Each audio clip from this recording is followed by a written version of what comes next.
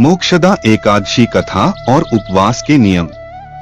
युधिष्ठिर बोले, देवदेवेश्वर, मार्गशीर्ष मास के शुक्ल पक्ष में कौन सी एकादशी होती है, उसकी क्या विधि है तथा उसमें किस देवता का पूजन किया जाता है? स्वामिन, यह सब यथार्थ रूप से बताइए। श्री कृष्ण ने कहा, नृपश्रेष्ठ, मार्गशीर्ष मास के शुक्ल पक्ष की एकादशी का वर्णन करूंगा, जिसके श्रवण मात्र से वाजपेय यज्ञ का फल मिलता है। उसका नाम मोक्षदा एकादशी है, जो सब पापों का अपहरण करने वाली है। राजन, उस दिन यत्न पूर्वक तुलसी की मंजरी तथा धूप दीप आदि से भगवान दामोदर का पूजन करना चाहिए। पूर्वोक्त विधि से ही दशमी और एकादशी के नियम का पालन करना उचित है। मोक्षदा एकादशी बड़े बड़े पातकों का नाश करने वाली है। उस दिन रात्रि में मेरी प्रसन्नता के लिए नृत्य, गीत और स्तुति के द्वारा जागरण करना चाहिए। जिसके पितर पापवश नीच योनि में पड़े हों, वे इस एकादशी का व्रत करके इसका पुण्यदान अपने पितरों को करें तो पितर मोक्ष को प्राप्त होते हैं। इसमें तनिक भी संदेह नहीं है। पूर्वकाल की बात है, वैष्णवों से विभूषित परम रमणीय चंपक नगर में वैखानस नामक राजा रहते थे। वे अपनी प्रजा का पुत्र की भांति पालन करते थे।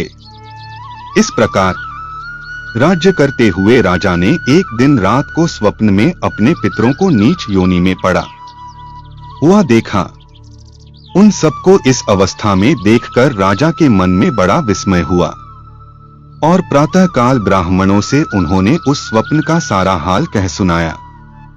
राजा बोले, ब्राह्मणों, मैंने अपने पितरों को नरक में गिरा हुआ देखा है।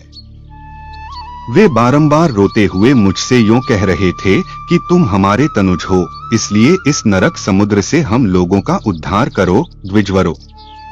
इस रूप में मुझे पितरों के दर्शन हुए हैं, इससे मुझे चैन नहीं मिलता। क्या करूं? कहां जाऊं? मेरा हृदय रंधा जा रहा है। द्विजोत्तमो, वह व्रत, वह तप और वह योग जिससे मेरे पूर्वज तत्काल नरक से छुटकारा पा जाएं, बताने की कृपा करें। मुझ बलवान तथा साहसी पुत्र के जीते जी मेरे माता पिता घोर नरक में पड़े हुए हैं। आथ ऐसे पुत्र से क्या लाभ है? ब्राह्मण बोले, राजन, यहां से निकट ही पर्वत मुनि का महान आश्रम है। वे भूत और भविष्य के भी ज्ञाता हैं। नृपश्रेष्ठ, आप उन्हीं के पास चले जाइए। ब्राह्मणों की बात सुनकर महाराज वैखानस शीघ्र ही पर्वत मुनि के आश्रम पर गए और वहां उन मुनिश्रेष्ठ को देखकर उन्होंने दंडवत प्रणाम करके मुनि के चरणों का स्पर्श किया। मुनि ने भी राजा से राज्य के सातों अंगों की कुशलता पूछी। राजा बोले, स्वामिन, आपकी कृपा से मेरे राज्य के सातों अंग सकुशल हैं, किंतु मैंने स्वप्न में देखा है कि मेरे पितर नरक में पड़े हैं। आथ बताइए कि किस पुण्य के प्रभाव से उनका वहां से छुटकारा होगा। राजा की यह बात सुनकर मुनिश्रेष्ठ पर्वत एक मुहूर्त तक ध्यानस्थ रहे। इसके बाद वे राजा से बोले, महाराज, मार्गशीर्ष के शुक्ल पक्ष में जो मोक्षदा नाम की एकादशी होती है, तुम सब लोग उसका व्रत करो और उसका पुण्य पितरों को दे डालो। उस पुण्य के प्रभाव से उनका नरक से उद्धार हो जाएगा। भगवान श्री कृष्ण कहते हैं, युधिष्ठिर, मुनि की यह बात सुनकर राजा पुनः अपने घर लौट आए। जब उत्तम मार्गशीर्ष मास आया, तब राजा वैखानस ने मुनि के कथनानुसार मोक्षदा एकादशी का व्रत करके उसका पुण्य समस्त पितरों सहित पिता को दे दिया। पुण्य देते ही क्षण भर में आकाश से फूलों की वर्षा होने लगी। वैखानस के पिता पितरों सहित नरक से छुटकारा पा गए और आकाश में आकर राजा के प्रति यह पवित्र वचन बोले, बेटा, तुम्हारा कल्याण हो। यह कहकर वे स्वर्ग में चले गए। राजन, जो इस प्रकार कल्याणमयी मोक्षदा एकादशी का व्रत करता है, उसके पाप नष्ट हो जाते हैं और मरने के बाद वह मोक्ष प्राप्त कर लेता है।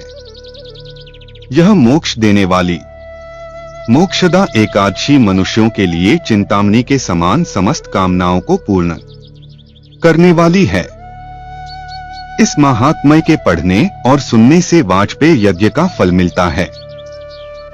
उपवास का समय दिस 0-11 दिसंबर 2024 बुध।